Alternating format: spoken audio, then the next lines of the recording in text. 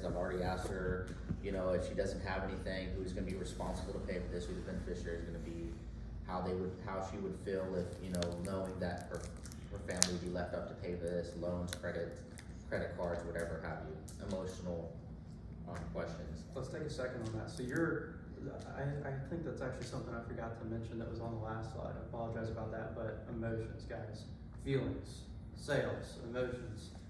Those questions, they might feel a little silly asking when you're in the beginning. Like everything in this business, you might be a little uncomfortable the first time, but realize what we're doing. We are selling life insurance. Think about what we prevent in the future. And I know that, you know, this might sound cliche because I'm using it, but what we do matters. So, you know, realize that and realize what our job really is to do. And then ask them questions that remind them. We had a conference call, what was it, a week ago, maybe 2 weeks ago, I was hitting this. You know, and I use that example, you know, you've worked all week, you know, it was a good week, you're tired, it's Friday night, and you accidentally left your alarm on, you wake up to it Saturday morning, you know, like, man, I want to go back to bed, I'm turning that off. You turn the alarm off, the lawnmower's going on outside, you got dogs barking, it's a good Saturday morning, right? And you go back to bed and you wake up at 1 p.m. But, you know, what if you found out later on throughout that day that was the last day of your life?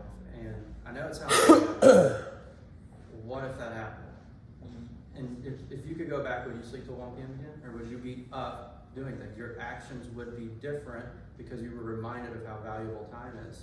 Our clients' actions and decisions will be different when they're reminded about the value of life insurance and about the bad things that can happen if they don't get it taken care of. So the best way to bring their emotions in is by asking questions like those. So do you have any other questions that you ask to help bring emotions in? Really just normally that's the main thing is asking, you know, who would be responsible, if they have the money set aside right now, how that would affect their kids' lives, how would that affect your grandchildren, how does it make you feel knowing that? I think I got that off a conference call recently. But, you know, asking those emotional questions is huge. I mean, if we just give her numbers, not tying any emotion onto why they need that coverage. So you have to tie the coverage with the emotion of what's going to happen if this isn't done today. So then I move into riders.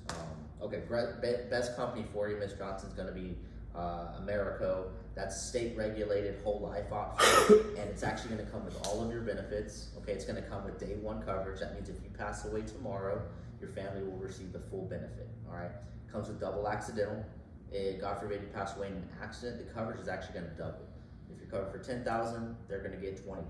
All right. It's also going to come with terminal illness, terminal cancer, chronic illness benefits. God forbid you get diagnosed with something terminal, the insurance company steps in and they actually will allow you access up to 75% of the death benefit. So my job isn't to take any money. My job is to see if I can get you approved. If we can, we push the payment off 2 weeks, a month out. It gives us time to budget it in. But we gotta look at what fits within our budget. All right, so the top line is gonna be your accidental death benefit, the middle line would be your standard death benefit, and the bottom one is your monthly rate. Now based off these three options, what fits your budget the best? None of them. They're all pretty expensive, man. I don't think I can swing any of those. Absolutely, and it's important that we find something that fits within your budget. What do you mean it's too expensive? I mean, I just can't. I mean, the lowest one you showed was $60 a month, and man, I'm on a fixed income, so I just can't make that happen right now. It's like $60 a month fixed income. Yeah, I can't do that. Yeah. How much do you receive in your disability? $1,200. Okay, gotcha. And I'm sure rent's pretty high around here, right? Yeah, I'm How much paying do you like pay? $800. $800, so that's leaving about $400 for the remaining bills, right? Yeah, but I got car insurance, I got electricity, I got my phone bill, just $100. You know, like I'm just really tight. Yeah, absolutely. So it sounds like what you need is a starter plan, right? This is going to get our foot in the door with the company. It's going to get us something just to start out with to make sure we can manage.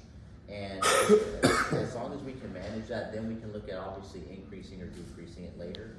And that's a great benefit with me is I'm your private agent. I don't work for all these companies. I work for you as my client. So I'm going to be there throughout the steps, and you're going to have my private phone number to reach out to me. If later you're able to afford more coverage, we can go. So starting out at $5,000, this would be it here. It'll just be about $40 a month. Does that feel more reasonable to you? So while you're saying all that, are you then looking up 3 lower quotes to Yeah, show the so starter I'm plans looking and at writing it out? I'm looking at other quotes. So by the time you're done saying that, you already are saying, so these are what we're looking at for starter plans for X, Y, and Z. Which one of those would be comfortable just for now? You know, I like to add that just for now, so they don't feel like, you know, oh man, I hate not being able to afford anything. I'm saying this is just for now. We're gonna increase it later, Ms. Johnson. I know you can. I know you're just going through some stuff, don't worry about it, right? But right now, we need to have something. I like to ask a question at this point. I like to say, so would you agree that having something is